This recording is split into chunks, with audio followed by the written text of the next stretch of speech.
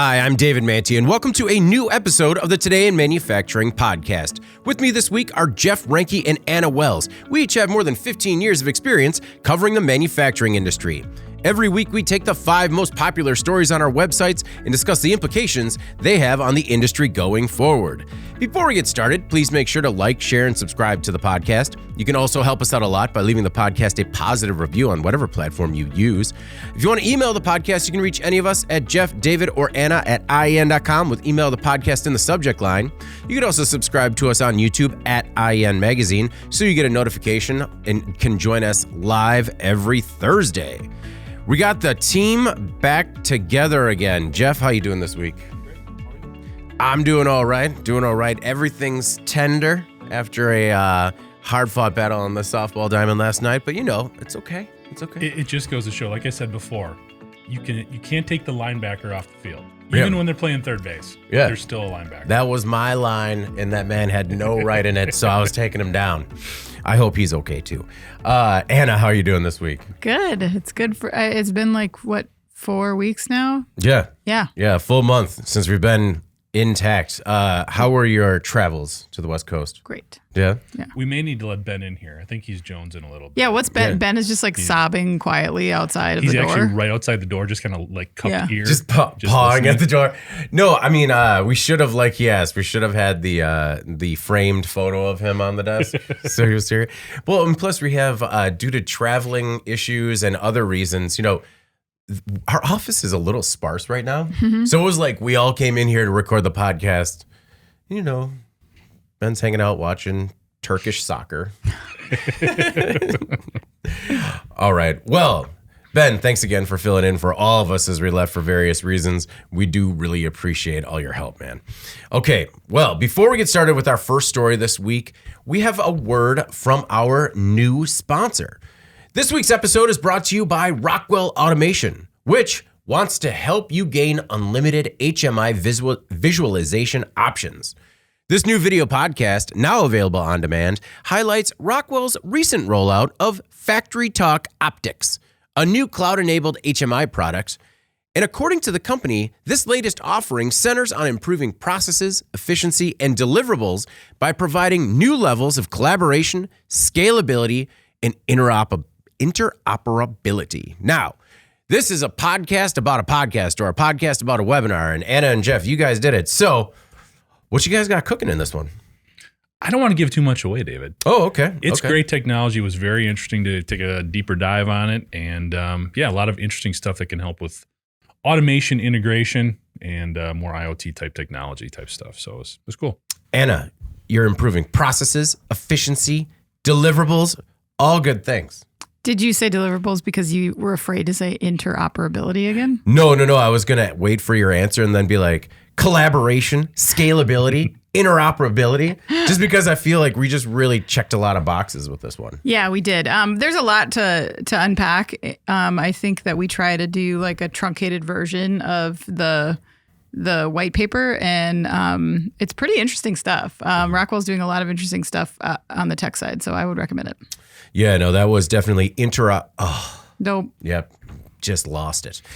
You did hit all the Barney Stinson posters, though. There, I think all the keywords. Yeah. Oh, these are all okay. You know, like leadership. Oh, gotcha. Awesomeness, all that. Well, very good. If you want to register to check this out, you can click the link below in the body, and it should also be in the live chat as well. So go check it out now. Let Anna and Jeff know what you think. Not now, though. Oh, yeah, sorry. Listen to the podcast. They're busy now, but in a minute. Later. All right, our first story this week. Porsche scuttles resellers with new 911 leasing requirement. According to The Drive, the 2024 Porsche 911 ST is, quote, set to be the greatest car in the history of cars. Just setting a high bar. The company plans to sell less than 2,000 of them, and the company has experienced, quote, unprecedented interest, despite the nearly $300,000 price tag. On the brink of releasing the 60th year version of the 911, Porsche did something we've never seen before. The company took deliberate action to stop short on potential flippers. In the fine print, the luxury automaker says buyers don't actually receive legal ownership of the vehicles until a year after they sign. Instead, the buyers agree to a, quote, retention period. Essentially, they're leasing it for a year before transferring ownership. Other automakers have taken similar steps to restrict reselling. Last year, GM threatened to punish anyone busted reselling their high-demand vehicles within 12 months by banning them from placing future orders. Porsche wants to, quote, ensure that cars are available to reach true enthusiasts, to be driven and enjoyed for years to come. Jeff, I had no idea that car scalping, car flipping, whatever you want to call it, was a thing. Yeah, me neither. It's really interesting because when I watched the video, it was kind of like, why does Porsche care? They're getting theirs when it's sold. Why do they want to deal with all of this? And when you start digging into it, there is a lot of layers, and it is pretty interesting. Especially, I watched a YouTube video on one of these guys who does flip these vehicles. So I think when you look at it from Porsche's perspective, they're coming across as a very altruistic, hey, we want to make sure the enthusiasts have access to these vehicles. We want to control the pricing, control the market of our product, which you can appreciate. I'm not sure that's their real motive here. Yeah, what's the real motive? To me, it feels more like when you do buy one of these vehicles, okay, if you look at this from a purely economic perspective, this isn't really your everyday driver, okay, for $300,000, special edition, all of that kind of stuff. I think how Porsche looks at it as these vehicles, if you collect them, you invest in them and buy them, they increase in value year over year. You're not buying it just to have a cool car. It is an investment because it'll increase in value. Now, if you're buying one of these vehicles for it's priced at $300,000, these flippers are getting like a 50 to 75% markup on these vehicles. Wow. Because it's this crazy process of working through certain allotments that the dealers have, and they have to buy some of these vehicles in order to get the other stuff that they actually like and want to sell. Okay. So it's interesting there. So again, if you're selling one of these for a $300,000 vehicle for $450,000, that investment isn't recouped till longer down the line. So in theory, you wouldn't be ready to reinvest in another Porsche like this for a longer period of time. Yeah. That, I think, is where Porsche is coming from. They're basically, they want to get it into the hands of the enthusiasts and all that. I think it's also the fact that they want to continue to have this pipeline for these high-end vehicles. And the skimmers are the flippers are sort of taking some of that away from them. Okay. I think when you look at it it was interesting watching again that video from the guy who does do the flips. He's saying, look, I'm solving a problem because you're not getting this to the people who actually want these vehicles. Because I am. No, the point is these allotments aren't just going to the enthusiasts. They're going to people who have the ability to simply buy them and do the same thing he's going to do. So even if they are a traditional Porsche customer, he's saying maybe half of those folks are going to do the same thing that he does. They just have a different reputation. And what it all comes back to is the dealers who are forced to take these allotments because of the other vehicles that they do want to get from Porsche to sell. So the ones that are really stuck here in the middle are the dealers. They want to move these expensive vehicles. They still get credit for selling them. And in doing so, they can also get the SUVs and the other lower end Porsches. Yeah, relatively speaking, that they do sell in higher volume. So it's a convoluted situation. I can see a little bit of everybody's role that they want to play here. I just feel for the dealers because I think they're the ones that are really getting caught in the middle here. I feel for everyone except this altruistic car scalper you're talking to, who essentially sounds like that guy from Office Space, who is like talks to the customers and then talks to the engineers, and he's the middleman, and they just keep asking, "Well, what is it?" But you do. But part of the problem there is one of the things he explained is the way that they do this from a geographic distribution perspective, it's very difficult for some of the people who do want this vehicle to actually get it. Yeah. Because they may not be close enough to a dealership where it makes sense for them to get there in time or get their allotment, whatever you want to say. Yeah. 1,900 vehicles being made by a global manufacturer like Porsche, they're going to be hard to get. Oh, yeah. So, I mean, he's filling a need. Yeah. I understand and how you can he's generously selling it to you. Yeah. 50% markup. Yeah. Anna, Eric, who's watching us live, wants to know, is this a marketing tactic by Porsche to sell these cars at a higher price? I mean, I don't know that because really they're not. I mean, maybe by creating a market. No, because they don't want to sell it at more than what they're currently selling it for because they want you to buy it next year again. Yeah. So if you're taking $150,000 out of that pool potentially for another $300,000 they're halfway car, to the next one. Yeah, and it's taking it longer to see that investment that they made in that vehicle initially. That's why Porsche doesn't like this. Okay, I mean that makes some sense. Whereas instead of paying $450, you're paying $300, and then it's that much easier to get your second one. True, and they're also, I mean, it's also brand protection, right? They have probably a very loyal fan base of legacy customers, and if other people are snapping these up and they can't sell them to the people that they want to sell them to. Oh, I mean, look what ticket scalping has done to the Taylor Swift brand. Just complete damage control now. Well, okay, but...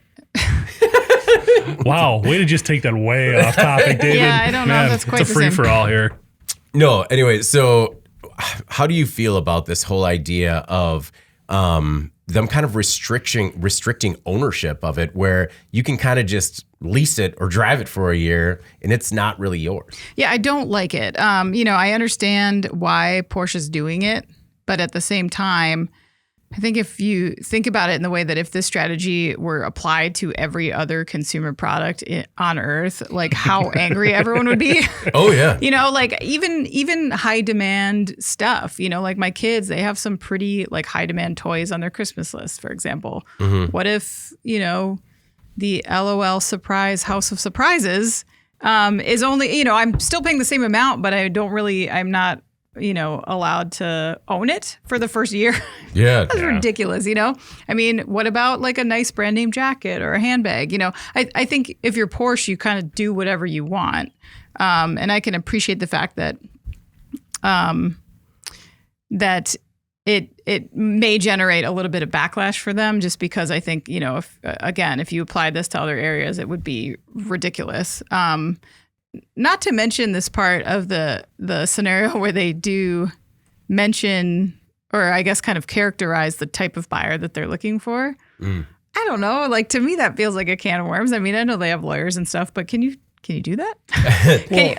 Like we only want our rich traditional buyers. We don't want it's very confusing to say that we're going to make this complete strategy change on the structure of how we price these so we can sell them to particular people. Yeah, it's a very carefully crafted elitism.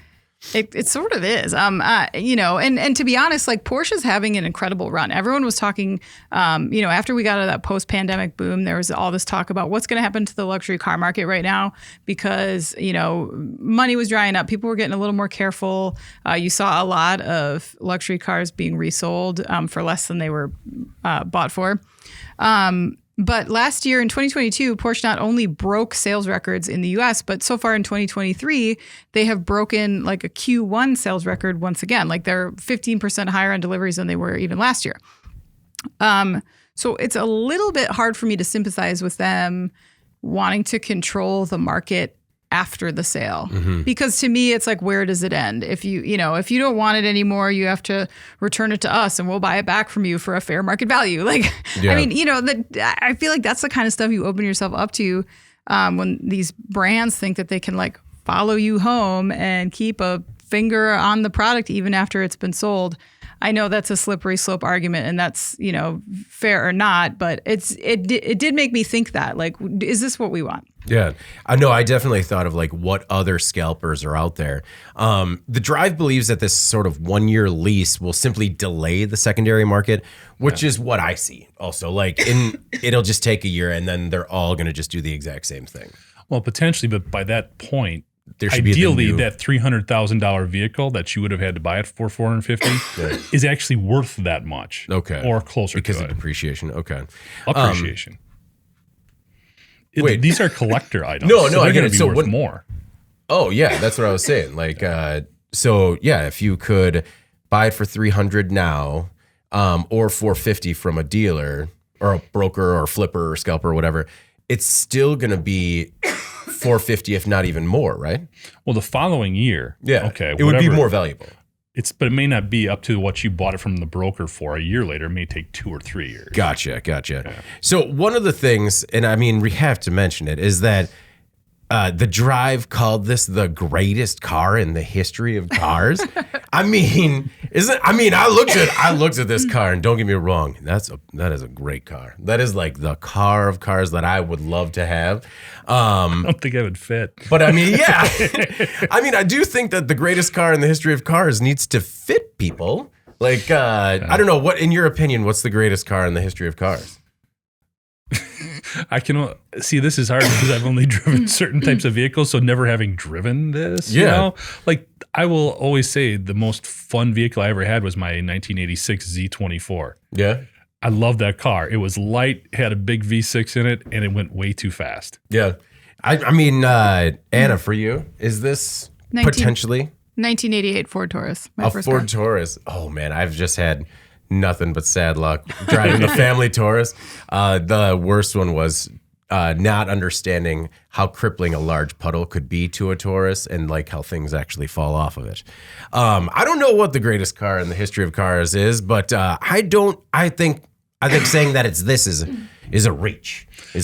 I mean, it's great marketing. I mean, it's Porsche. Are you really going to argue with them? No. I'm just going to keep looking at the photos and going, I mean, I see it. Producer Alex says the 95 Astro van.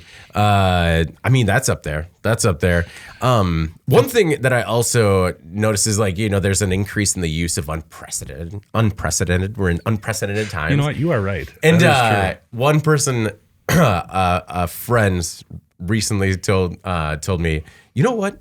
I miss precedented times. Yeah. And I was just like, regular old everything. Yeah, me too. Like, it's like you wake up every day and it's like unprecedented news. It's like, could we just one day wake up and be like, you know what? It's all the same. Just a normal day. I just want to circle back to Eric's comment about the 95 Astro van. That does have the weird ability. I've helped him load stuff into there. It just keeps going. Yeah. It's like there's no earthly way this can fit within this vehicle, and it does. Oh, somehow. So I guess I would say, like, I can't remember the year. Was it my Jeep Sport, my Jeep Cherokee Sport. The blue one? Yeah. That was like that with the rusted out floor. Yeah, but I mean, think about it. The floor was barely there, and she still just kept trucking. And it was one of those where it like snuck up on me. I kind of bought it on a lark from my brother, just like, yeah, whatever, this will get me from A to B until I do something. And then, you know, it's one of those where you fall in love with the car and you're like, I never want to get rid of it.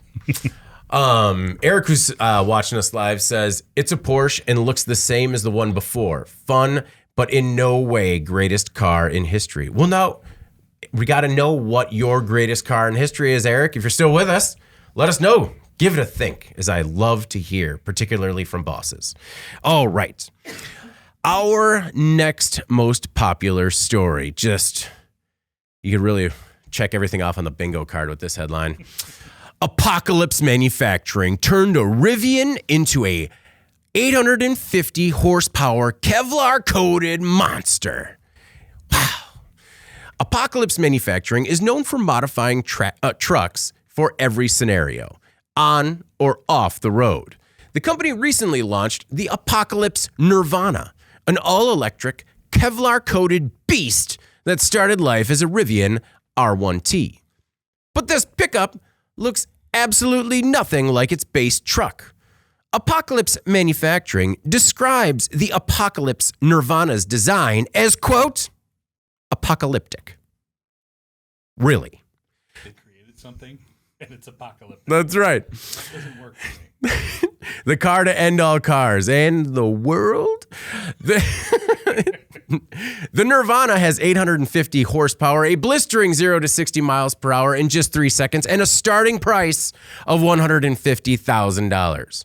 The R1T quad motor AWD has 835 horsepower, goes 0 to 60 in 3 seconds, and the 2024 version starts at $75,000.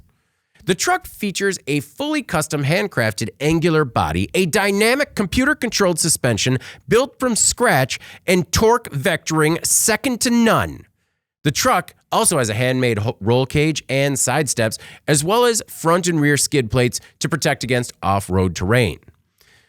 All of the truck's original sensors remain intact and functional, and the body is coated with a Kevlar paint job that not only gives the truck a rugged look, but also protects it from scratches, rust, and erosion. While being easy to clean as well.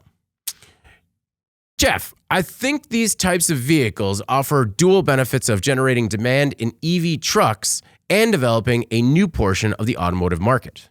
You? I do, David. I agree on both fronts. Definitely. I know these are the types of vehicles that sometimes Anna looks at and she's like, what are we doing? Why is this necessary? I will get to that. Yeah. And I guess to me, first of all, it looks cool. Yeah. It is awesome. This thing, it looks really, really tough and awesome. I mean, they knocked it out of the park there. Where I do think this does have a practical market benefit is because we're talking about it. It's an EV truck at heart, okay? And one of the things that still I think is in the mindset of a lot of traditional vehicle owners, especially when you look at those who are going to go buy a truck and spend a significant amount on one, is I'm still concerned about the range, about the EV range. Can this really fill what it needs to do? Can it really meet all of the demands of a traditional truck? Well, we're talking about something that a company took over, a company with a history of developing really badass vehicles, and they've done this with an EV. So it gets the conversation about EVs into the mainstream, talking about it and potentially breaking down some of those barriers in terms of accepting electric vehicles, electric trucks. Yeah. I mean, we look at the market, the number one selling vehicle, I believe it was the Tesla. I think it was the Model 3, sold about 125,000 vehicles last year. The Ford Lightning that we've talked about, it's got huge demand. Yeah.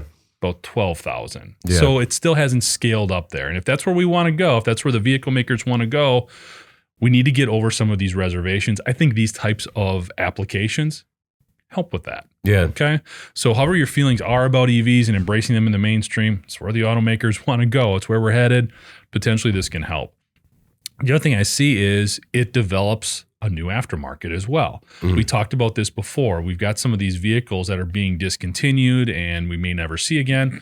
Well, before there's all sorts of retrofitting kits. You could do all sorts of conversions and hot rodding.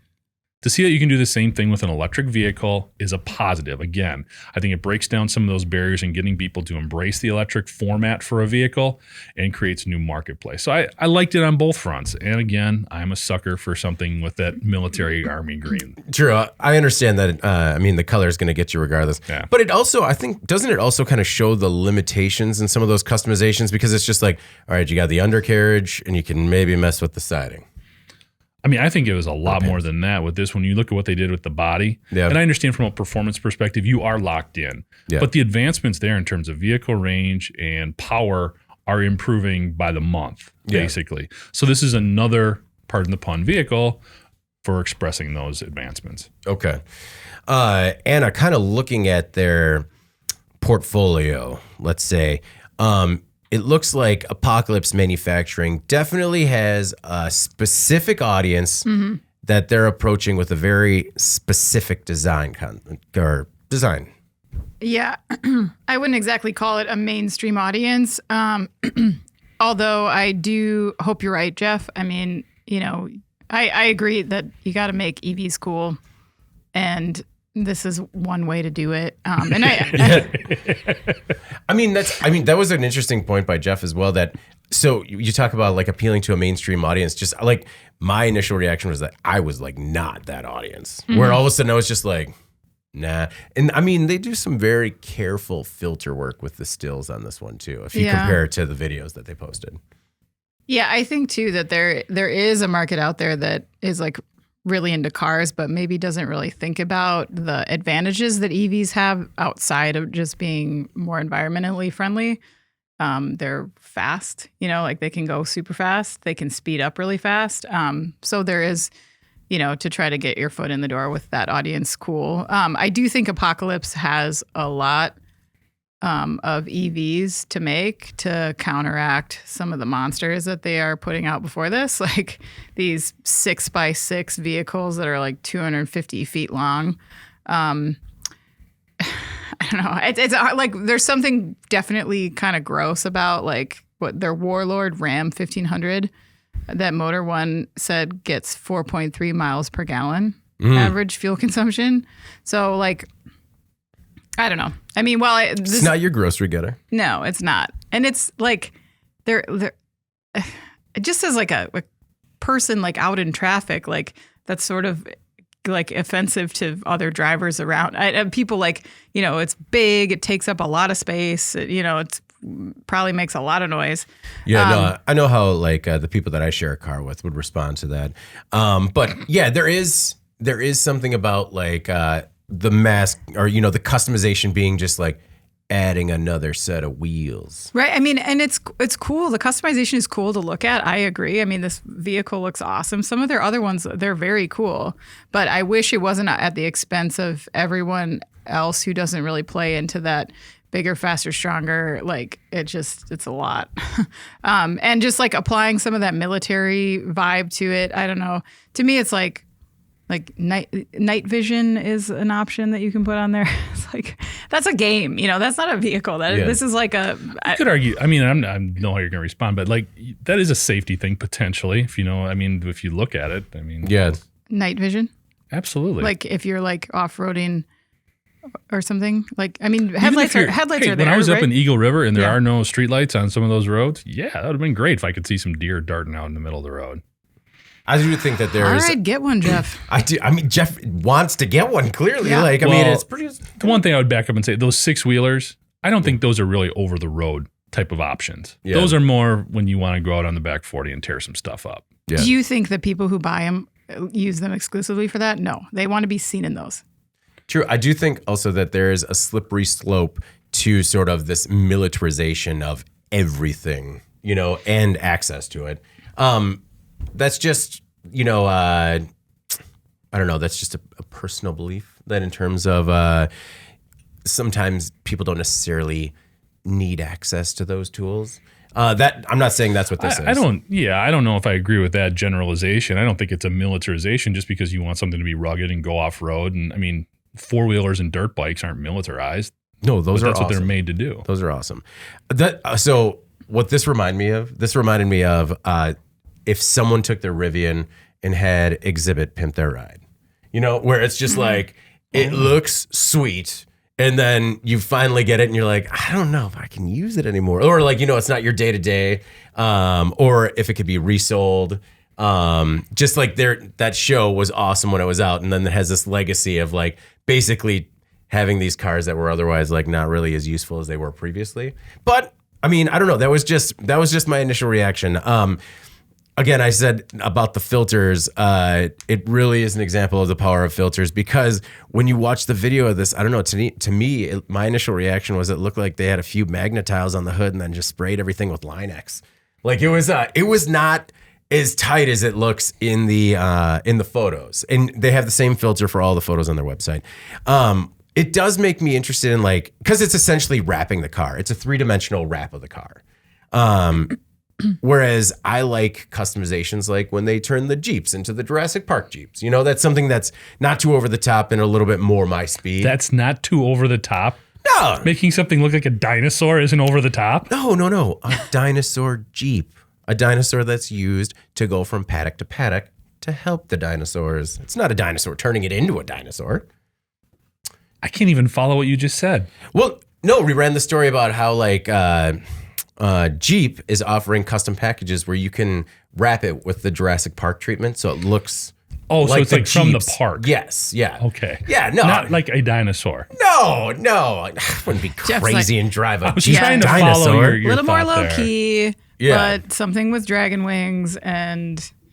I mean, Game of Thrones, maybe. Yeah. Dinosaurs too far. See, this was a step up from the guy who has the Bondo and the 3-dimensional matte paint job that drives by you on the street, and you're just like, he's trying. He is trying as hard as he possibly can. It's a $75,000 step up from that. That's all you're gonna give him credit for. I don't think it's worth that. I don't think it's that's worth what it. they're charging. But Well, that's just for. I mean, it's like 150 total. yeah, no, it's. I mean, you're right. They double the value. Yeah. Do they double the value of that truck with what they did to it? In my opinion, they don't.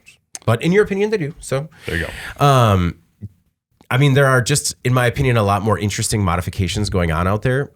We've done the story about how they're taking old legacy cars and modifying them into EVs. That's something that I just personally find more interesting. So they say that the Apocalypse Nirvana is a work of art. Is this a work of art, Anna? I mean, that's not my type of art, but It's art, but not for everybody. Yeah. Okay. One quote that I pulled out was from Joseph Gaddis, I think, founder and CEO. He says, quote, plainly stated, people have opinions when it comes to electric vehicles, so I had my apprehensions about Apocalypse tackling a project of this derision. But I honestly fell in love with this vehicle from the first time, and I sat behind the steering wheel. One, I don't think derision's right. But two, I think that is a kind of a good example of exactly who this is made for, right? Like a person that, like you said, Jeff, looks at an EV truck, says it's not for them, and then it's just like, okay, well, it'd be cool. Yeah, you're right. I think that's a boost for the industry overall. All right. Well, let's move on to our next most popular story. Texas plane crashed due to jammed tail parts. The NTSB says jammed parts on the tail caused a plane to run off a runway and plow through a fence and into a pasture 2 years ago at Houston Executive Airport in Brookshire, Texas. They say the pilot who conducted a pre-flight inspection should have caught the jammed elevators, but failed to follow proper procedures. They say it was because the company didn't update the manual. 2 of the 19 passengers were seriously injured, but everyone made it off before the plane became engulfed in flames. The NTSB said both elevators, movable panels on the horizontal section of the tail that are used to point the nose up or down, were jammed in a way that prevented the plane from becoming airborne. The parts became stuck because the plane was exposed to high wind while being parked for an extended period of time. The plane hadn't flown in 6 months. A similar jamming occurred with another MD-80 series plane in 2017 in Michigan, leading to the NTSB to tell Boeing to issue new instructions in 2020 for inspecting similar planes before flights. The plane was operated by Everts Air Cargo. The company director of operations says he didn't even know about the Boeing bulletin until after the incident. And I kind of want to give him the benefit of the doubt in this one, just because we see so many safety updates that kind of are missed, and it not often for lack of trying, but just because people aren't always looking for them. Not me. Not you? You think this guy runs an airplane company? Yeah. This is all you got. I mean, you got to do this. You got to know all the bulletins. You need to know all of them. I mean, at least the ones, I guess, for the craft that you have in your hangar. So the incident that they mentioned in the story about a similar jamming of tail parts taking place in Michigan in 2017. That was actually that very widely reported incident that involved the University of Michigan men's basketball team. I don't know if you remember that, when they skidded off the runway going 115 miles per hour. Yep. At the time, the NTSB said that the pilots couldn't have recognized the mechanical problem, but this is really chilling, this part. It kind of gave me goosebumps. Part of the NTSB's investigative report revealed that pilot Mark Radloff broke protocol by aborting takeoff while traveling at 187 miles per hour, though his decision ended up saving all 116 lives. Wow. So this is something that can only be uncovered by a pre-flight inspection at this point, as it was the case of the Texas flight. But for this private plane to not offer up the most updated instructions, which Boeing issued, as you mentioned, in 2020, is terrifying. And for the operator's president to say they didn't know about the bulletin, that's unacceptable to me. Every single person on that flight, their lives are in the hands of those private companies. And I think this misstep should put a little fear in the minds of people who are utilizing these charter companies, not to mention the fact that there have been a handful of very high-profile private plane crashes just in the last week, operated by very experienced pilots, including North Dakota State Senator Doug Larson, also a top aviation safety expert named Richard McSpadden in New York. Pilot training can only take you so far, as evidenced by this, and so you need to have all those other parties be at the top of their game as well. People getting on that plane, they had no idea, the pilots, there was nothing they could have done. And so, obviously the blame here is solely on Everett. Boeing did what they needed to do. So I need to hear some answers out of them as to what happened here and how they can remedy that going forward. Jeff, this story reminds me a lot about the importance of staying up to date, right? Staying up to date. We hear a lot about doctors and how when they go home, they're always reading medical journals and they're always kind of keeping up on the latest techniques as to how they can perform their craft. And for us, just to put it in our manufacturing context, we often cover rule updates, new standards, and they are typically the lowest traffic pages on the site. And so I just think that it's stories like this that could be kind of teachable in terms of, hey, even after you're a pilot, even after you're the director of operations and you're running it, your job and your ongoing education doesn't stop there. You need to constantly be informing yourself so that way you can perform to the best of your ability. And in this, make sure that you're not endangering hundreds of people.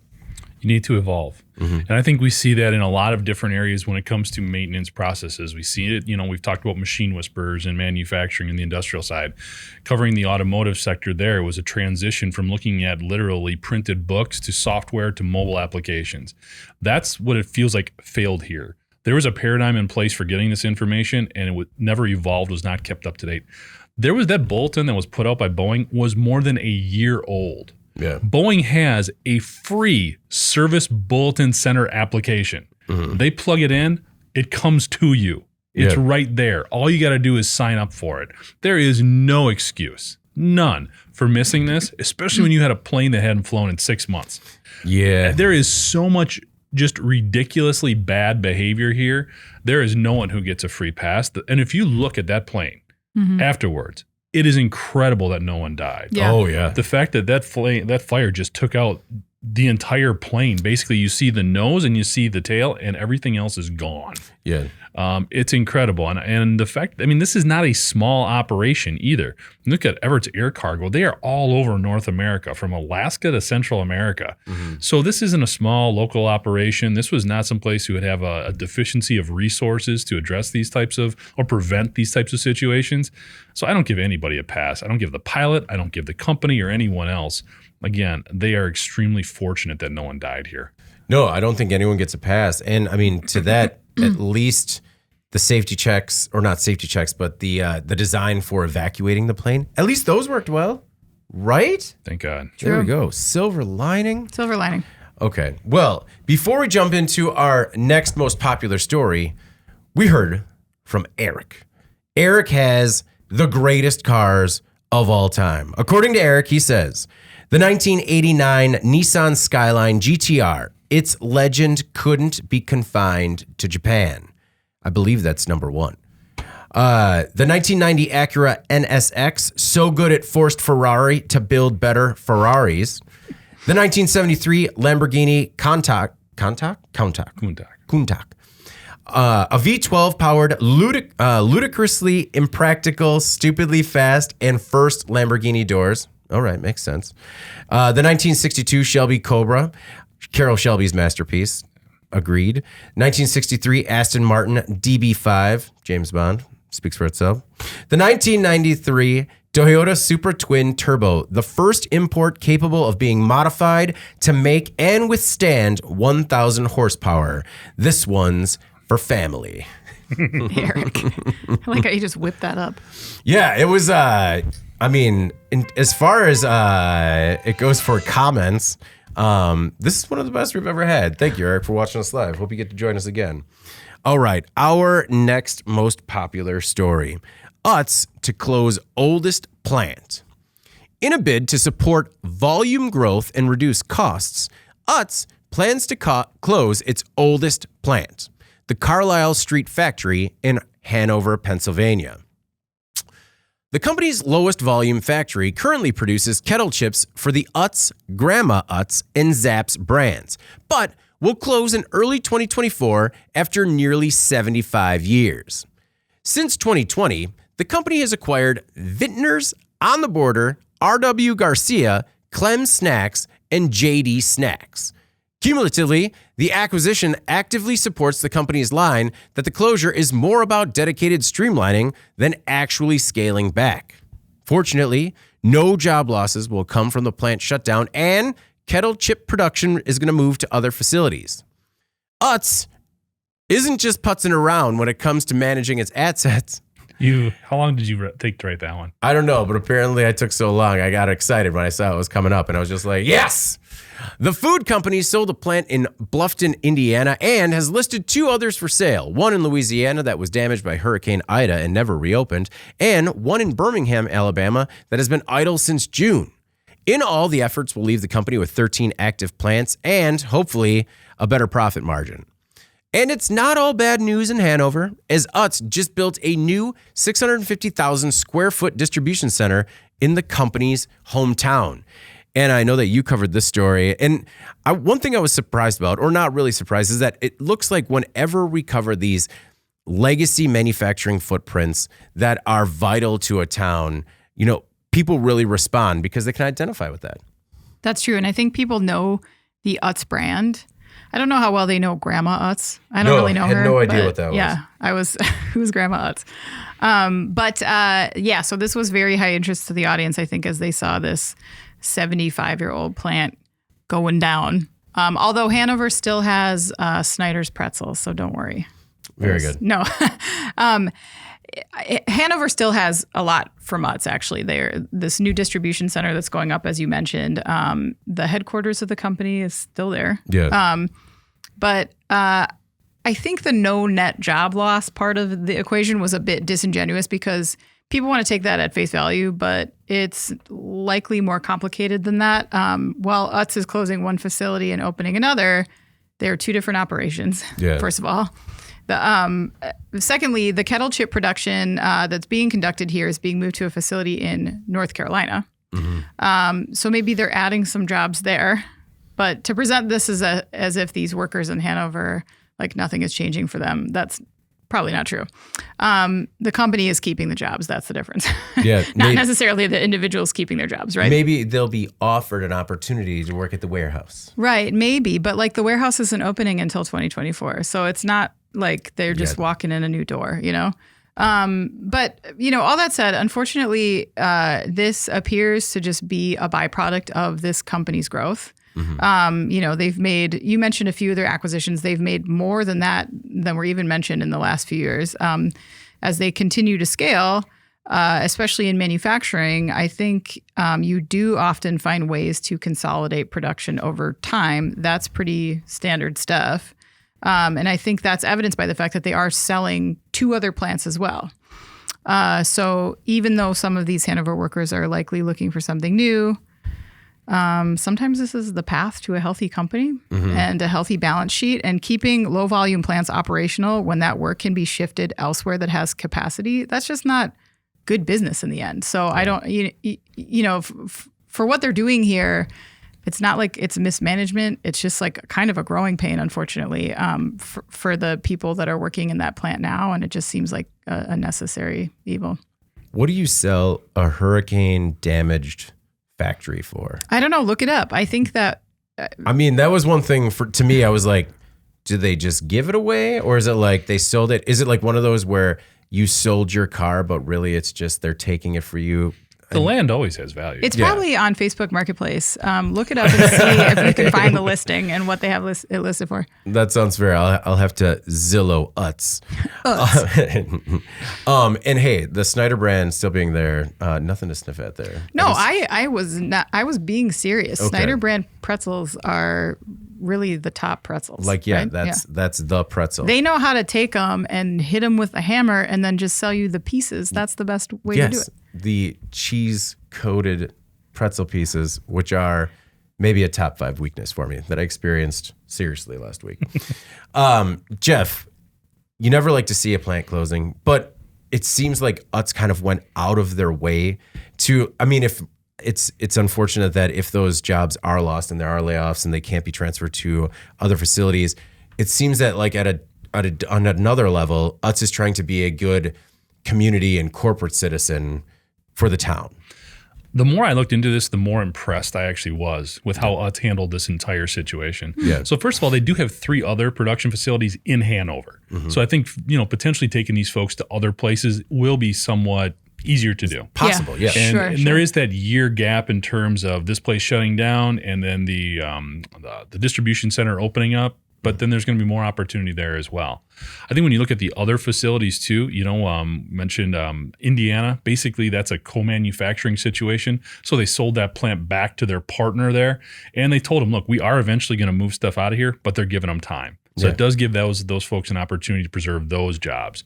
When you look at Alabama, when you look at Louisiana, that was unfortunate because that's 60 people who are out of work based on that. Then when you look at Alabama, that was a situation where they were able to move 100 of those jobs directly to a local distribution center.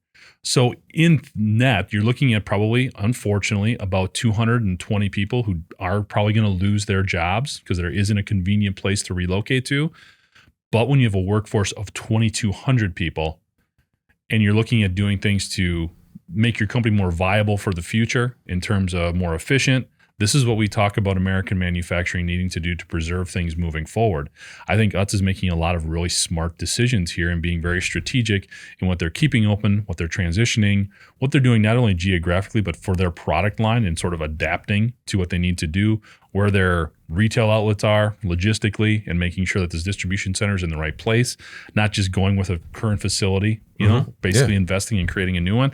So I think, again, there's a lot of stuff here. It's always, you never want to see anybody lose their job. Okay. Right. And these are tough situations, but in the overall scheme, this is what we talk about needing to make some of these hard decisions for the long term. And I think Utz handled it really, really well. Well, I mean, how often do we see where the plant just writes the letter or the memo to the state that just says, hey, we're closing, market conditions have shifted, and that's it.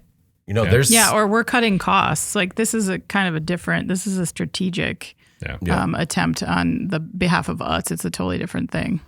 Yeah, with the changing market conditions, I thought that this was almost best case scenario. One important fact that we need to make sure we cover is that the Utz factory outlet store will stay open. And among things that I enjoy is a good factory outlet store. One of my favorite places in Burlington, Wisconsin, back with the Nestle factory, was they had like an employee store that sold all of the kind of overruns or the candy that wasn't fit to be sold to a consumer. So you could buy like these 5-pound bags of like what they called Goober overs. Goober overs? Yeah, because basically, if you didn't get a perfect coating on that peanut, they would cluster and become these huge clumps of like peanuts and chocolate. You can buy those? And yeah, they would just toss them in a big white kind of flour sack and you could buy them. And it was just like, I don't need anything for Christmas except these bags. Goober overs. Oh my goodness. It was so good. And like, there were just a bunch of things that they sold there. So, what was was it Hostess that had a factory outlet store in like Racine, Wisconsin? I don't know. I love it when they have kind of like discounted merchandise that isn't like going to grocery store shelves and you get a shot at it just because, the donut isn't a perfect Taurus. I noticed one of their product lines, they call them corn curls. Did you have a grandparent that called them corn curls instead of Cheetos? Corn curls. No. That was my grandma's thing. Yeah. So whenever my sister and I get together, it's always, those aren't Cheetos. Those are corn curls. One thing that I noticed, I wasn't able to find the cost of, apparently that's not as easy as how you just Google an address and they tell you how much they're selling it for, was that the facility in Birmingham, Alabama was a Golden Flake brand facility. Have you ever heard of that brand either? Mm-hmm. I don't know. Anyway, we actually have Utz chips in the pantry right now because I bought those for Grandpa when he came over. Mm-hmm. Turns out Grandpa is an exclusively Jay's man. Have you tried Grandma Utz for Grandpa? I didn't even know it. Oh my goodness. I didn't even know it was an option. Like, no, it was just, I get it. He's a Jay's guy, but Jay's are so hard to find. So I'm like, all right, we'll just go with Utz and he'll be fine. Huh? Where can't you find Jay's? I was, the grocery store in the small town that I moved to, the shelves aren't like plentiful with potato chips. My options are limited. And so I'm like, you know what? I'll give him a good Utz option. He's just like, trash. Threw it on the floor, made a big scene. He didn't do that. He's really nice. He just said no thank you. All right. Our most popular story this week. Rifle maker Windham Weaponry goes out of business. In 2011, Richard Dyke founded Windham Weaponry 5 years after he sold Bushmaster firearms to new owners who decided to move manufacturing operations out of Maine. Windham was run very similar, using most of the same employees and producing a similar product line. Dyke died last March at the age of 89. Now, Windham is going out of business and its assets will be auctioned next month. The manufacturer failed to meet loan obligations and a series of 3 auctions started October 1st. Dyke created Bushmaster Firearms after buying a gun maker that was in bankruptcy in 1976. The company became known for high-end rifles, many of them based on the AR-15 used by the U.S. military. The company held contracts with government law enforcement agencies like the Secret Service, Marshal's Office or Marshal Service, Border Patrol, and the DEA. And it's never good to see a manufacturer close its doors, but I did find this story particularly interesting with how he sold his last brand. They basically picked up shop and said they were leaving, and he kind of gave a new start to this community. And it just is really unfortunate that they didn't have things in place to let it continue after his passing. Yeah, and I think Jeff is going to talk a little bit about some of the market dynamics. But for me, what was most curious here was that Windham went out of business just like 6 months-ish after the death of Richard Dyke, the founder. And after looking into it, I discovered that Richard Dyke, who, as you mentioned, was 89 years old when he died, was listed as the CEO of the company at that time still. So a lot of day-to-day still probably. Yeah, the company's website said he participated in the management and operations of the company on a daily basis. Okay. Unfortunately, this story devolved into a gun debate on our website, as it does. Yeah. But what most stood out to me was that maybe this was more of a case of failed succession planning. It's hard to argue that Dyke, who during his lifetime owned nearly 70 companies, he was clearly a shrewd businessman. And sometimes I think you see these executives who have a taste for running a business. That's what they want to do until the day they die. They just run hard and they do it. He had businesses in many different industries. He owned like a candle company and a golf course and a bunch of restaurants. Wow. He had all hotels. Yeah. He was on a bunch of boards for different companies, Goodwill Industries. So this was his thing. This is probably what made this person tick. I'm guessing if you're that, you have your hands in all that stuff. But it's clear, I think, that this company was just maybe not set up for the long haul without him. We ran an article recently in Industrial Distribution, which is one of our brands that reaches industrial distributors. Very obviously. Yeah, pick that one apart if you can. I know, that's a tough one. And one of our columnists, Jack Keogh, wrote an article recently about how so many distributors fail when it comes to succession planning. A lot of these companies are independently owned, they're family run and operated. And my guess is this applies to a lot of small businesses, especially when they're run by these very dynamic people who found the companies and then they just want to see it through forever. And maybe you don't want to talk about it or you don't want to think about like what happens after you go. But it can really leave families and companies with a big mess to clean up and even create drama as people are kind of forced to guess like what you want, what you wanted, what the objectives are, who's in charge can be a big deal. I think it's more common than you would think with independently owned businesses. So I can't say that for sure. It just seemed like a very quick time for it to go under after he died, and knowing that he had such a day-to-day, influence over how the company was run, it seemed very likely tied to the fact that this leader was now gone. Well, and it doesn't take a lot of planning. Really, you can just have it mapped out how you see the company moving without you going forward, who you want in charge of it. But I mean, I don't know if you've ever had the bosses, Anna, but where it's kind of an older boss and they're always have the mentality of like, don't worry, I'm never going anywhere. Whenever anyone kind of questions like what's next or what's going to happen or who's in charge, just like, no, it's going to be me forever. And to his credit, like you said, 89 years old, still running it day to day. And of these small businesses, almost all of them in Maine, and they were all distressed businesses. So this man was like an icon in the state. Yeah. And this was the ultimate distressed business. Like he sold his business and they just moved it. So he was like, no, we're going to bring it back to town, give everyone their jobs back. And understandably, he was a hero to the entire community. Jeff, so were there different market conditions that maybe there was just, it wasn't like maybe the entire business wasn't sustainable, or is it just, potential that they didn't have a good plan in place and a lot of people kind of fell down? Well, I think the point about the succession planning is definitely valid. I mean, it makes a lot of sense. And you got to remember, this was this guy's forte in terms of turning companies around. When he bought Bushmaster, it was also failing. Yeah. So when he turned it around and sold it for $70 million, I have a feeling he was keeping this company afloat out of his own pocket for a bit. Oh, passion project. Yeah, absolutely. And it is interesting, and you can go down a lot of rabbit holes in looking into this. It's a very interesting story when you look at how Bushmaster came about and how Windham weaponry came about. There's a lot involved there. It's very interesting. But I think when you look at, first of all, the dynamic of buyers of these products, they're very brand loyal. So to get them to switch brands is very, very difficult. I can tell you from personal experience on that one. Well, they don't know that Bushmaster is Windham or Windham is Bushmaster. Though. It's not. No, but I mean, like, they wouldn't. I mean, maybe if you knew the lineage, you would think, like, if you were a Bushmaster fan, that you could maybe convert them to Windham.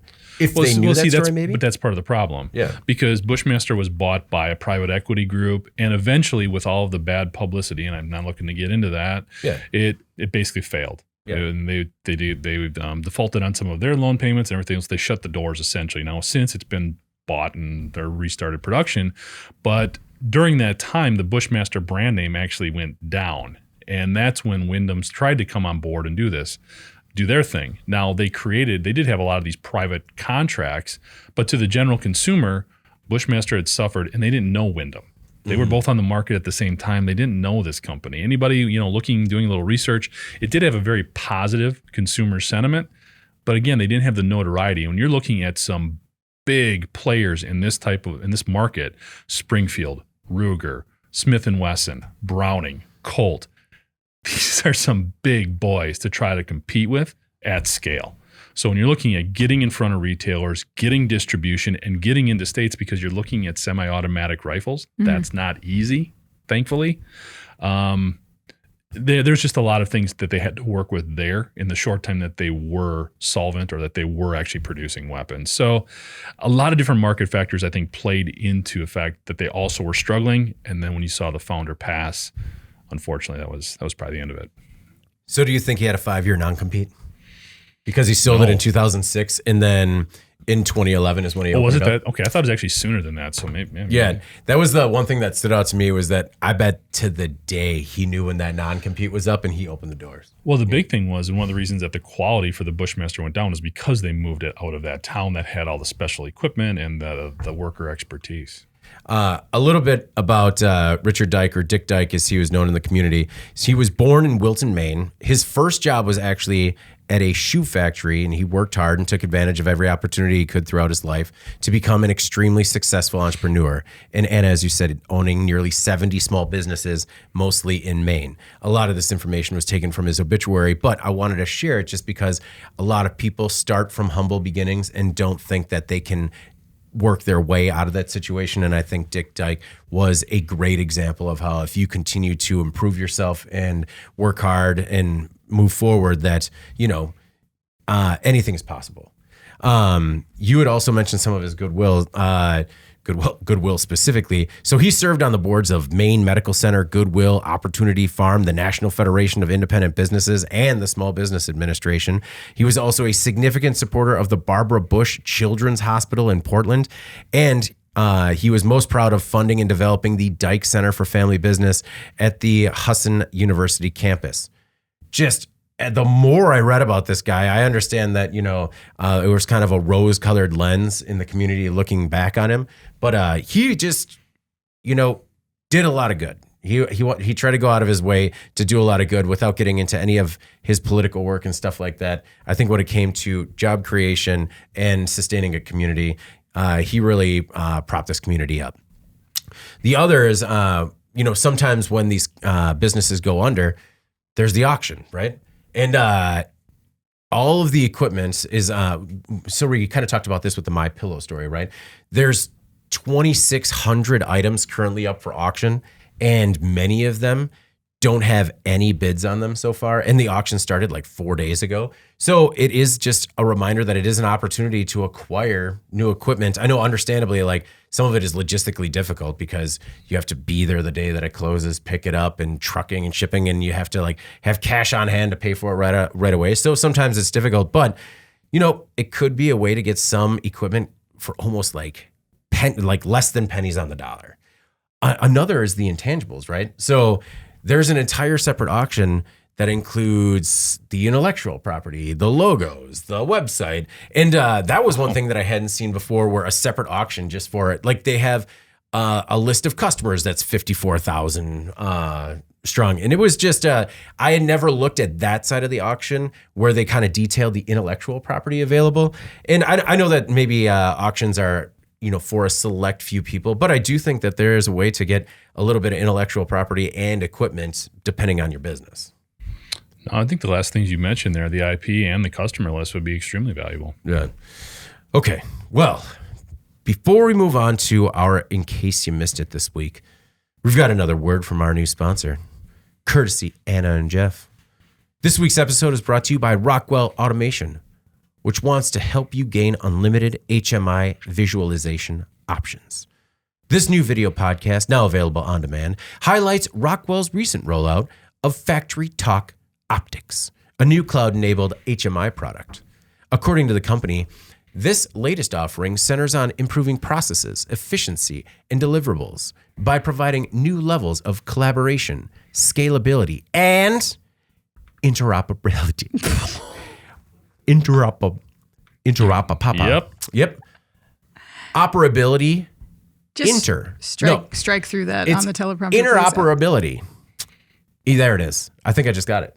I don't know. I kind of went blank there. Did I? Okay. You're good. Interoperability. Moving on. In the podcast, Anna and Jeff have little problem speaking, and they are able to break down the entire webinar. I think you get it in, 5 minutes? I kind of really like this concept because you guys took sort of the meat of a webinar and just said, here's what you need to know. And I think that's something that, especially when people are pressed for time, that's extremely valuable. Sure. All right. Well, Anna's completely on board. The form to register for the webinar, which is now available on demand, is available in the link below. And you can check it out right now. Well, let's move on to In Case You Missed It. Stories maybe not as popular on the website, but still stand to make a big impact on the industry going forward. Anna, what's your In Case You Missed It this week? Did I not see him on board? Huh? Did I not see him on board? No, you were just... No. Well, I mean... Right, Anna? I was the star. You said a lot of words. If you want to say it, you want to say it. Actually, technically, I said a lot of sounds. I think there was only one word in there. I was the star of that. Jeff was maybe like a co-star, but I was definitely... Okay. You anchored it. Yeah. Okay. I was just there to feed her. Okay. Well, I mean, everyone check it out, and please let us know who won, Anna or Jeff. The most important part of it. Yes. What's your In Case You Missed It this week? All right, so I chose a story called NTSB Staffing Up for Safety, which sounds like something out of their like internal newsletter. Yeah, NTSB Staffing Up for Safety. But I thought it was interesting. So the National Transportation Safety Board has dramatically increased hiring this year to keep up with emerging technologies, reduce the average time it takes to complete investigations, something that we've talked about so much on the podcast. So the NTSB will have 433 employees on staff at the end of the current fiscal year, which is up from 397 in August of 2019. So last year, the NTSB hired 57 new employees compared with 7 in 2017. So just to show you like the shift, right? Wow. And it's on track this year to onboard 70 new employees. So the NTSB workforce has basically remained flat since the mid-1990s, even as, you know, so much technology has flourished in transportation. I picked this story because we spend so much time talking about these regulatory agencies, and it's come up numerous times, the fact that these investigations take so long. And it's not just because they are very thorough, which they are, but also because they require bodies. And when it comes to safety, this group covers aviation, they cover rail, they cover highways. It's a ton to deal with. And when a safety investigation an outcome has direct impact on how certain technologies or components or maintenance practices are carried out going forward, then there truly are lives on the line. I think this has a direct impact on that. I mean, look at that story we talked about earlier. The types of investigations that require a airline or an air company like Boeing to change their manual. That was NTSB. Yeah, I know. And like we've seen these so for example, the chair of NTSB, Jennifer Homendy, she said the new hires helped reduce the number of investigative reports that were more than 2 years old from a high of 442 cases in February of 22 to 0 by the end of this week. Wow. They completely eliminated that backlog. So you can see the impact already of that boost to a critical agency.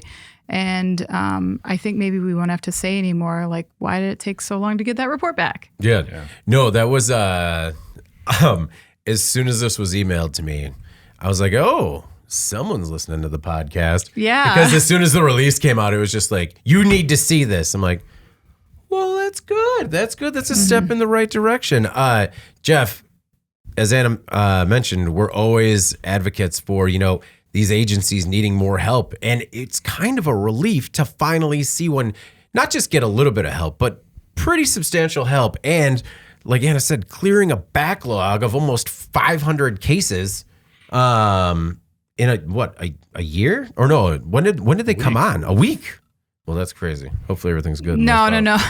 Yeah, because they've added the staff. The caseload was at 400 something in February of 22. Okay. But they have been able to get through that. So. Okay. It's like, we cleared 500 files by throwing them away. It only took us 24 hours. But what do you think, Jeff? Well, no, I think the big thing too, when we complain about not getting those reports sooner, it's not because we need the data. I mean, you need that obviously, but it's so you can put corrective actions in place more quickly. That's the big takeaway here. And that's where it could have a big effect. We talk about, this whole section being in case you missed it because we think it will have an impact going forward. This will, without a doubt. Sooner we can put corrective measures in place or identify, trying to use politically correct terms, some bad practices. Yeah. Or the individuals responsible for instituting those bad practices, the better. Yeah. Bad practices like not reading bulletins for planes in your hangar. All right. Mine, in case you missed it this week, Blue Whale picks Oklahoma for commercial scale lithium ion battery processing facility. Blue Whale Materials is an upstart sustainable lithium-ion battery recycler. The company recently picked Bartlesville, Oklahoma for its first lithium-ion battery processing facility in the United States. The investment will include a 100,000 square foot manufacturing facility and a 50,000 square foot warehouse. It's going to create about 90 new jobs. Robert Kang, CEO and co-founder of Blue Whale, says his company hopes to, quote, reshape the battery industry. And the prospects look good. The new plant will use Blue Whale's proprietary black sand technology that processes spent lithium-ion batteries and production scrap into a highly concentrated dry product containing cobalt, nickel, and lithium, as well as copper and aluminum products. Now, I chose this for a number of reasons, and if anyone listens to the podcast with any sort of regularity, they're going to understand why. Until now, a lack of critical mass has kept the battery recycling industry in limbo. So I went to Blue Whale and I was like, hey, is this a problem? And David Favre, or I want to say Favre just because, we're in Wisconsin, the chief strategy officer and co-founder at the company, he says that the company already has supply commitments in place and is building out the plant to meet outstanding demand for processing. So that was one that kind of checked a box for that as well. We also recently ran stories about how we've seen some businesses repurposing leaf batteries and using them as individual power sources. Well, that's obviously another possible business venture. So Blue Whale has a testing and evaluation business, the Greenfield, Indiana-based BW Energy and Innovation, which is going to offer testing and grading of lithium-ion batteries for secondary uses where applicable. And, the chief strategy officer says that there are a number of cases where it might just be more valuable to reuse the battery without having to kind of put it through this whole processing. He also says that Blue Whale is evaluating grant opportunities made available under the bipartisan infrastructure law. And we've covered it here quite a bit. In June, the U.S. Department of Energy announced more than $192 million in new funding for recycling batteries from consumer products. And this is an example of, a little bit of government funding possibly helping create the industry that we were talking about, where there needs to be a little bit more funding and maybe a little bit more help to kind of get the ball rolling. So I don't know. I chose this article just because it checked a lot of boxes in terms of when we've talked about the EV market and the battery market in particular, lithium ion batteries in particular, and, sustainability problems that they've kind of had until now. And I don't know, Jeff, did you have a chance to check out the Blue Whale story? Yeah, the thing that wasn't clear to me is what do they do with the dry product once they have that? So the dry product is given to people that as a raw material, I believe. Oh, okay. Yeah, and there was another kind of I didn't want to get too in the weeds as to how that was working, but they did have another kind of sections as to. Oh no, that's more about the refining process. But I think it would be sold as a material to people manufacturing batteries. Okay, they weren't going to be making it. Yeah. And the other part is that they're setting up in Bartlesville, Oklahoma, and it's this entire 35-acre campus. So there's going to be facilities for battery processing, testing, dismantling, and storage.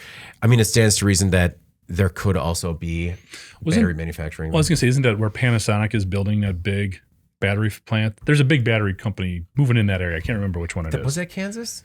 I think. There's one in Kansas, and I thought there was another one right in this area as well. It's in this sector. It's in this sector. I have to look that up a little bit. But no, always good to see these types of things moving forward. I saw another thing from that Aqua Metals company up in Utah, getting more funding, getting more infrastructure in place to help manage what we think is going to be this huge surge in the need to recycle these batteries from EVs. And the more we can recycle these minerals and these critical elements that we need, as opposed to continue mining them, I mean, it's better on a number of fronts. Agreed. All right. Anna, what did you think of the Blue Whale story? Yeah, I think it's great. I think you kind of, went through this, but it's just been such a chicken or egg scenario with this industry of how do you recycle the batteries when there's not enough? Yeah. But by the time you really need that to happen, everyone's going to need the fresh round. Yeah. So it's I do think that, yes, this government funding was a really critical piece to this to kind of maybe help provide some thrust to move this forward a little bit. Because by the time the market is ready for it, there's a lot of lag time in there. And so it's hard to get these facilities up and going when they don't have any revenue and they don't have any materials. So yes, somebody needs to step in and help. And it's good that this is getting off the ground. Yeah. And it wasn't, so they're still pursuing infrastructure grant funds, but they did get a lot of help from the local community. The community owns the building that they're going into, but they're going to be rent free for more than 2 years. Good, yeah. With a number of incentives tied to jobs. It not as big a numbers as we're used to seeing for incentives, and ones that are tied to actually hitting certain thresholds. So not just the free money that we're used to sometimes seeing. All right, Jeff, what's your in case you missed it this week? Guys, this story is kind of mind blowing. Yes. Mm-hmm. 3D printing method could help repair brain injuries. I like this one. This is crazy. I mean, we've talked about 3D printing for so many things, and the ways that it's being used now, it just continues to grow and expand, and it's incredible. So the article talks about research done at the University of Oxford where they were able to demonstrate for the first time that neural cells can be 3D printed to mimic the architecture of the cerebral cortex. Now, the cerebral cortex is typically what is damaged in these 70 million traumatic brain injuries that occur every year. I mean, these can affect people in a lot of different ways. Yeah. 70 million traumatic brain injuries every year. That's around the world. Yeah. But still, 5 million of those are typically fatal. So again, the number of them, I mean, that's mind-blowing. But then the after effect of those who survive these injuries, it's really heartbreaking in terms of what their quality of life going forward. So the fact, and I am not going to get into the weeds and try to explain the science here. It's over, again, sorry for the pun, over my head, but it's incredible that they are actually able to use different materials to 3D print essentially the connection points, take out the damaged brain cells and put in these 3D printed materials to make everything, in theory, fire the way it should. Yeah. Wow. They've been doing it in mice, and they've seen very positive results. So they're looking to continue to do these tissue regenerative therapies using these 3D printed implants. Yeah. The potential that this could have moving forward is incredible. I mean, and right now we're looking at these injuries specific to the brain, but long term, I mean, we're looking at potentially things like Alzheimer's or dementia or whatever the case may be. And if you know anyone who's suffered from any of those types of diseases, this type of promise is incredible. Yeah. So this is another situation, and we talk about 3D printing and how that's expanded in its application, but really where a lot of these technologies, they can have such far-reaching effects, start in the industrial sector. You know, it needs to be industrial grade. It needs to be proven here in such a demanding environment. And then we expand outward. And I know you guys give me crap about it, but that's why that thing that leads to the thing. Oh, he did it again! No.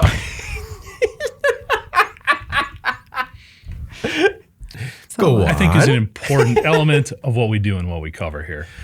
So way to take that very heartfelt, element that I was going with there, David, and do your thing. Let's put the attention back on David, not the story or the technology. Let's make it about David again. Thank you for understanding, You bet. Jeff. One thing that we've been covering 3D printed organs for like 10 years now, right? Yeah. Kidneys, livers, like I've joked about 3D printed livers and or the need for them, like other tissue, cranial structure tissue, 3D printed ears that have been implanted. But did you ever think when we were covering those that it wouldn't be possible to print brain tissue? No, it's incredible. I mean, the fact that these, again, it's getting all of those connection points relit. It's incredible. It'd be amazing to see where this goes. I mean, it's just the beginning. They're just testing it in mice with promising results right now. No, and I mean, to the sentimental point that you were hitting before I obstructed, you're right. Anything that can help with Alzheimer's, I mean, it's like the most terrifying thing that could, potentially down the road for us. Anna, your thoughts on 3D printing and how it could help repair brain injuries? Yeah, this is incredible. 3D printing came on the scene so long ago, and it's been really iterative in terms of like what it can do and what it's going to be used for. And there's certain applications, like to your point, that I never thought we would ever see, like reach reality, and feels like some of this medical stuff is so exciting. So yeah, very cool story. I mean, go ahead. No, I was just going to say, it was funny. It just kind of hit me. Like the first story that I remember writing when we first got involved in the industrial sector, when we came on board with Advantage Media, was actually going out to Z Corp in Boston. And they were the first ones that really developed 3D printing technology. It was a big deal because they could like put color Well, into that. And that was, now I'm dating myself. That was 20 years ago. Yeah. Well, so Scott Crump, who is the owner or the president of Stratasys, he calls himself, the creator of 3D printing. He tells the story of how he used a glue gun to make, I believe it was a frog, just by adding layers of glue to it. And that's how he kind of came up with the concept of additive manufacturing. Yeah. And to think about, what was that, 15 years? Well, no, probably 20 years ago. Dates, Jeff, dates. But to think that we're 2 decades away from a hot glued toad to 3D printed brain tissue is incredible. And just to see what is unlocked in the next 5 to 10 years is going to be crazy. What did Z Corp become a part of? Who ended up buying them? Did 3D, one of them, 3D Systems or Stratasys bought Z Corp. Yeah. Just because that was, they're buying each other. Yeah. Who bought Z Corp? But no, it was when we were seeing those trinkets, 3D Systems bought them. Yeah. When we were seeing those trinkets be 3D printed, remember the first time they showed you like a working 3D printed bearing? Yeah. You're like, how did you do it? But no, it's crazy. It's crazy. Can't honestly, they're putting pig hearts in people, but it stands to reason that once they finally figure out how to get a pig heart in somebody, they're going to have it 3D printed. And they're going to 3D print you your own heart, like based off of scans. Just so it fits perfectly. Yeah, it's amazing. All right, our final thoughts. Anna, what do you got for us for a final thought before we get out of here this week?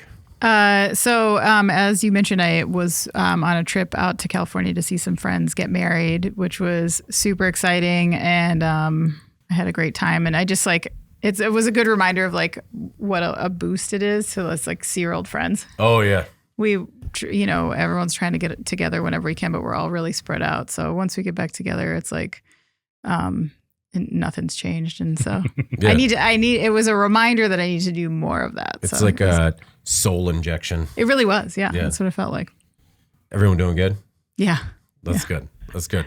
My final thought was that while you were out on the West Coast, the Old Grease chili team was bringing it home for a third year in a row, bringing home some hardware on what was likely the hottest chili cook-off in late September Wisconsin history.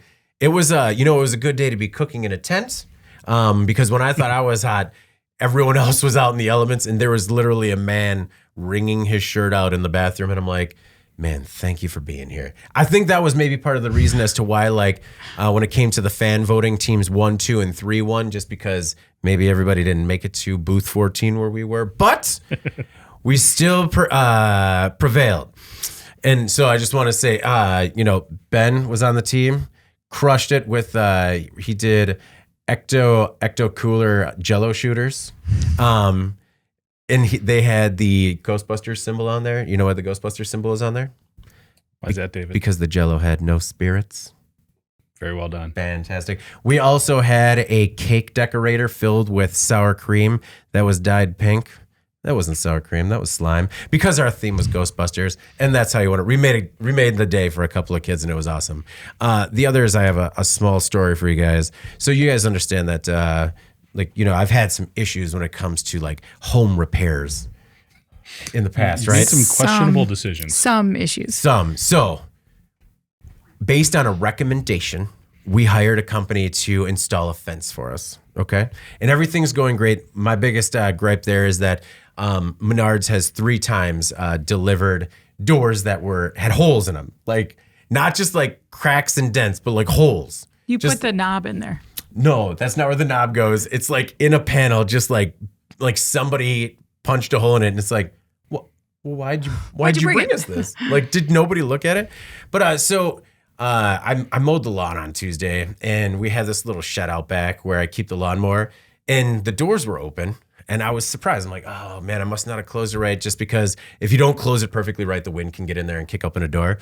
And it was weird because there was a Gatorade bottle in there, and I was just like, oh, I don't remember having this orange Gatorade in here, but Carrie was sick, so I thought maybe she had it outside. I bought her like a bunch of Gatorade, and I grabbed it, and I was just like, I'm like, no, this isn't ours or whatever. It's like weirdly warm, and I put it down outside of the shed, and I was like, hey, I asked the guy, the head of the crew, I'm like, I mean, were you guys did you need to use the shed for any reason? Because it looks like you guys left this Gatorade in here, and I handed it to him. And I noticed that 2 of the workers are just kind of giggling behind his back.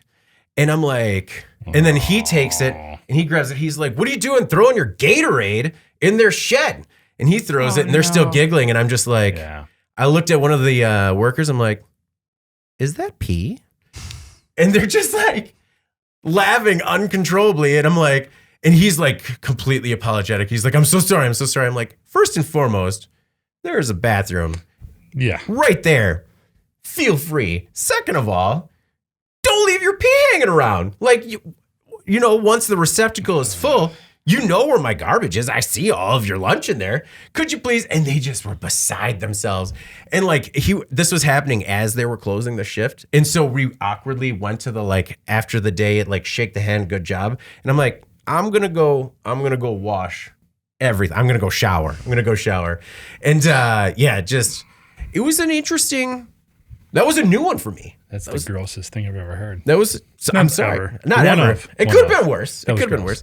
Yeah, just Gatorade bottle full of pee in my shed. Man, you hire some gems, man. It was. I could tell. You know what? I mean, I could tell the foreman was. Let's just say, disappointed in the choices that maybe his workers made. Oof, I hope so. Well, also just put it in the garbage with a bag over it, and then no one's the wiser. There's multiple things get done instead of leaving it in the shed. Yeah, I mean, also you're putting up a fence around a bunch of trees, just find one of the secluded areas. Yeah, that's where I would have Yeah, no, it was, and luckily, I mean, when he threw the Gatorade at him, he like rifled it across the lawn. So I'm just really happy there was no spatter. But yeah. Wow. So when you have people working on your home, please let them know that the facilities are available. And if they're not, give them an option, I guess. I put out a bucket. Jeff, what's your final thought? It's a great story, David. I'm sorry. Yeah. I had to share that one. I was like, it happened yesterday. I had the man's pee in my hand yesterday. The only thing I was like, and actually, I was still beside myself, and Carrie's like, what happened? I'm like, listen to the podcast. I'm saving it for it. Thanks. You're welcome. Well, I was going to go a completely different direction. Not that there's a similar direction you could take. No, I was going to say one of the things with the start of fall here, we're finally maybe tomorrow actually getting some real fall weather. But kicking it off is always my wedding anniversary, which was this past week. So I just wanted to say thank you to my wife for 8 years ago agreeing to take this whole thing on. So it's been great. It was funny because she was saying in the morning, she's like, it doesn't seem like it was that long ago. And I'm thinking, it kind of does. And not like in a negative way, but just there's so much that's actually happened in the past 8 years. With, True, yeah. I mean, 3 kids getting driver's license, 2 kids in college, numerous home remodeling, global pandemic, all of these things. So it has been a very eventful 8 years, but it's been wonderful, and I'm very lucky. Is that what the card said? Thanks for dealing with this whole thing. That's really good. That's right from the heart. No, well, happy anniversary. Happy anniversary. Trivia note here. Andy Zoll and I, a frequent contributor to the podcast, not only share the same anniversary day, but the exact date. Really? We were actually married on the exact day. In October in 2015. Well, I guess congratulations to Andy as well. Yeah. My goodness. He's doing something a lot more enjoyable. Yeah, he's in Europe right now. Gallivanting overseas. Yeah. Please come back. All right. Well, before we get out of here, please make sure to like, share, and subscribe to the podcast. You could also help us out a lot by leaving the podcast a positive review on whatever platform you use. If you want to email the podcast, you can reach any of us at Jeff, David, or Anna at IN.com with email the podcast in the subject line. You could also subscribe to our daily newsletters. Make sure you get it delivered to your inbox first. And subscribe on YouTube at IN Magazine so you can join us live every Thursday. All right. For Jeff Reiki and Anna Wells, I'm David Manti. This is the Today in Manufacturing podcast, and we'll see you next week.